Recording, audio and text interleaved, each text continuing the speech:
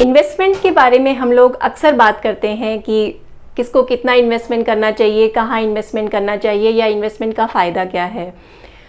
तो इसमें इन्वेस्टमेंट करने में सबसे बड़ी प्रॉब्लम ये आती है कि लोग बोलते हैं कि पैसा बचता ही नहीं, तो किस तरीके से इन्वेस्ट किया जाए। हेलो, हाय, नमस्कार। जीआरपी इंश्योर इन्वेस्ट से मैं गीता पांडे।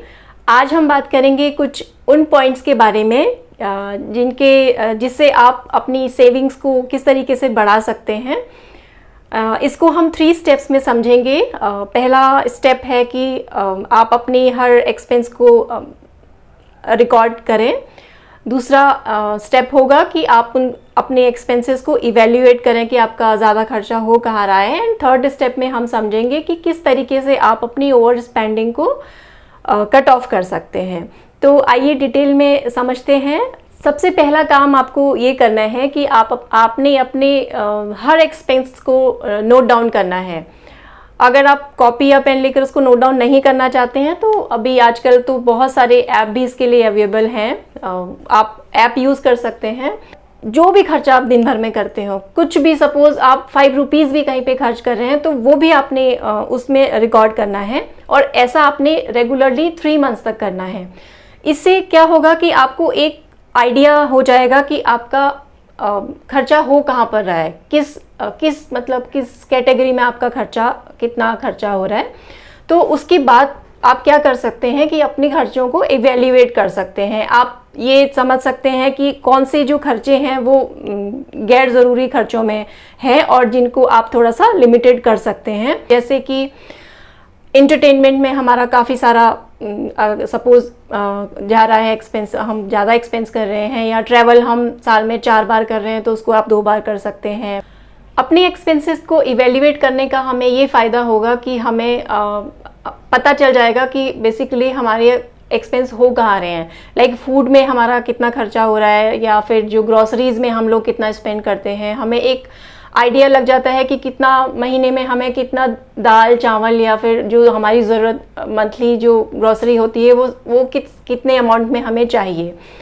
तो इसका हमें ये फ़ायदा होता है कि हम बल्क में शॉपिंग कर सकते हैं। बल्क में शॉपिंग करने से भी एक ये फ़ायदा होगा कि हम बार बार ग्रॉसरी शॉप में जाने से बचेंगे और जो अननेसेसरली हम बार बार शॉप में जाने से कुछ बेकार की चीज़ें भी उठा लाते हैं। हम शॉप में जाते हैं तो 2 ज़रूरत की चीज़ों के साथ 3 गैर ज़रूरत वाली चीज़ें भी उठा कर ले आते हैं, वो भी बच जाएगा। और बल्क में शॉपिंग करने से हमें अच्छा खासा डिस्काउंट भी मिल जाता है, उसका भी हमें फ़ायदा हो जाएगा।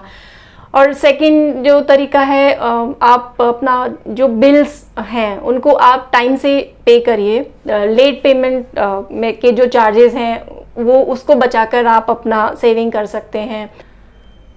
हम सब में कुछ न कुछ बैड हैबिट्स होती हैं। जैसे किसी को बहुत ज़्यादा चाय पीने की हैबिट है तो कोई स्मोक करता है या कोई रेगुलर बेसिस पे ड्रिंक करता है।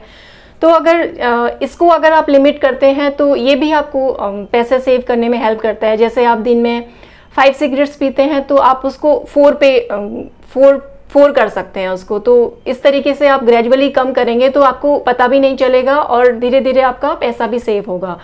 इसको अगर हम फिगर से समझे तो अगर अपनी किसी बुरी आदत को छोड़ने से अगर आप 50 रुपये भी पर डे का बचा रहे हैं तो ये मंथ में आपका अमाउंट हो जाता है 1500। और इस 1500 को अगर आप किसी इक्विटी स्कीम की SIP में इन्वेस्ट करते हैं तो और 10% का भी हम मिनिमम रिटर्न लेके चलते हैं तो 5 ईयर में ये आपका 1500 पर मंथ का अमाउंट बन जाएगा 1,17,000। तो now this is a noticeable amount I think.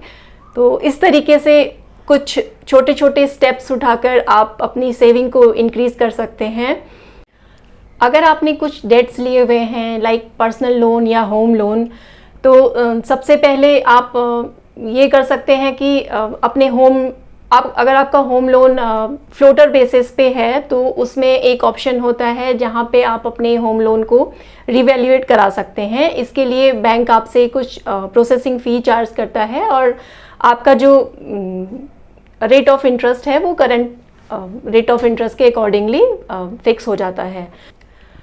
एक और चीज़ है जिसको हम बहुत ही लाइटली लेते हैं, वो है electricity bill and water bill. Electricity and water को आप स्मार्टली यूज़ करके ना केवल इलेक्ट्रिसिटी एंड वाटर को सेव कर सकते हैं, बल्कि इस तरीके से आप अपना बिल कम करके मनी भी सेव कर सकते हैं।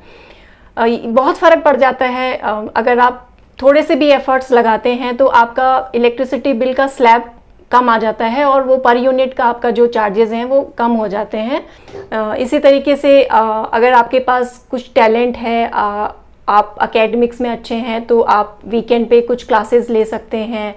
आप किसी भी फॉर्म में या पार्ट टाइम जॉब करके भी आप अपना इनकम इंक्रीज़ कर सकते हैं। तो ऑब्वियसली इनकम इंक्रीज़ होगा तो सेविंग ऑब्वियसली आपकी बढ़ जाएंगी।